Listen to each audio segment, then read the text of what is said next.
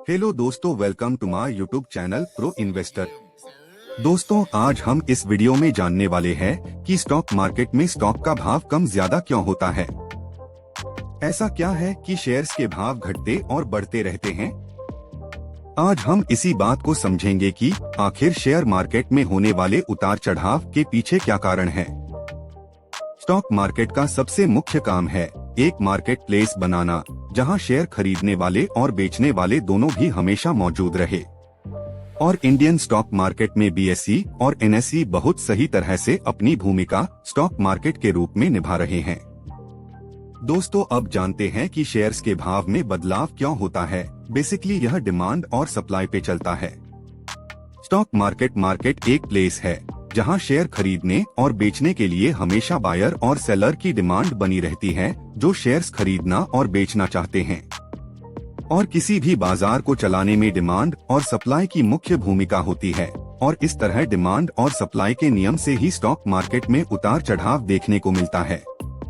जब शेयर्स की डिमांड बढ़ती है तो शेयर्स के भाव बढ़ जाते हैं, और जब डिमांड कम होती है तो शेयर्स के भाव घट जाते हैं।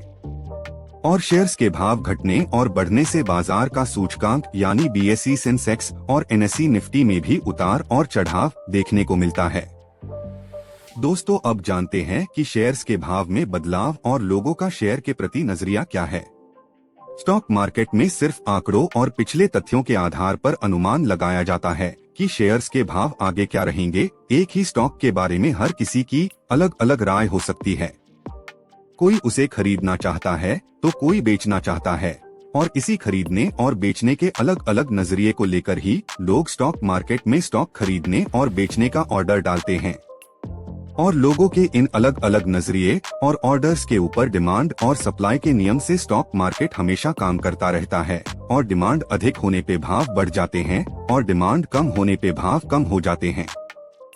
स्टॉक मार्केट में कोई भी व्यक्ति अपने अनुमान के हिसाब से सही हो सकता है या गलत भी। कोई भी हमेशा एकदम सही अनुमान नहीं लगा सकता। स्टॉक मार्केट ही सब कुछ स्पष्ट करता है। बाकी कोई दूसरा स्टॉक मार्केट में होने वाले उतार चढ़ाव को सही से नहीं बता सकता।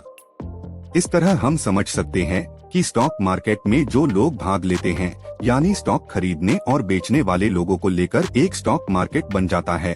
और इन खरीदने और बेचने वालों के मध्य में एक डिमांड और सप्लाई का नियम काम करने लगता है, जिसकी वजह से शेयर के भाव में उतार और चढ़ाव देखने को मिलता है।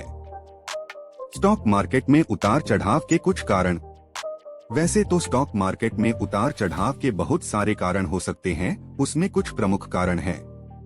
एक, न्यूज, पॉजिटिव और नेगेटिव न्यूज फ्रॉम गवर्नमेंट। समय समय पर सरकारें अपनी नीतियों द्वारा अलग अलग क्षेत्रों के विकास की योजनाएं बनाती है। जैसे ही ऐसी कोई न्यूज आती है कि सरकार किसी अमुक क्षेत्र में विकास की योजना बनाने वाली है, तो उस क्षेत्र से जुड़े शेयर्स की तरफ खरीदने वाले ज्यादा आते हैं, क्योंकि इससे कंपनियों को ज्यादा लाभ होने की उम्मीद होती है।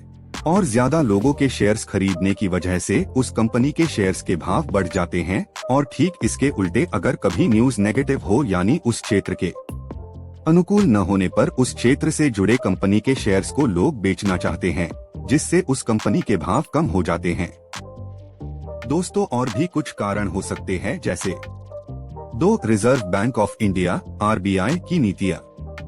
विश्व की अर्थव्यवस्था, ग्लोबल इकोनॉमी इम्पैक्ट। सरकार की नीतियां, गवर्नमेंट पॉलिसी। कंपनी के लाभ कमाने की क्षमता, profit making ability of the company. Company की अपनी नीतियां, कंपनीज ओन पॉलिसीज। कंपनी का मैनेजमेंट।